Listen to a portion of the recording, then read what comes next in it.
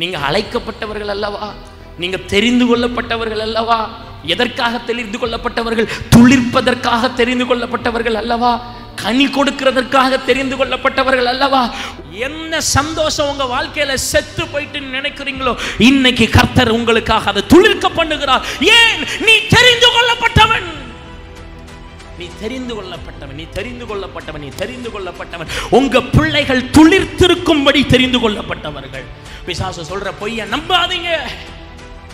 பிசாசு நிலையை வைத்து பார்க்க நினைப்பான். யோபுடைய மனைவி யோபுவை பார்த்து வந்து சொன்னார், உனக்கு ஒண்ணுமே இல்லை, உன் உடம்புல சுகமும் இல்லை, கர்த்தரை தூசித்து ஜீவனை விடு. பிசாசு சுற்றி இருக்கிற காரியத்தை வைத்து நீங்கள் உங்களுடைய மனதை உடைய பண்ணுவான். ஆனால் சுற்றி இருக்கிறவைகளை வைத்து அல்ல, எனக்குள்ளே இருக்கிற ஜீவ தண்ணீர் அவர் பெரியவர். நான் செத்தாலும் பிழைப்பேன், நான் வாடி போனாலும் துளிர்ப்பேன். ஹல்லேலூயா.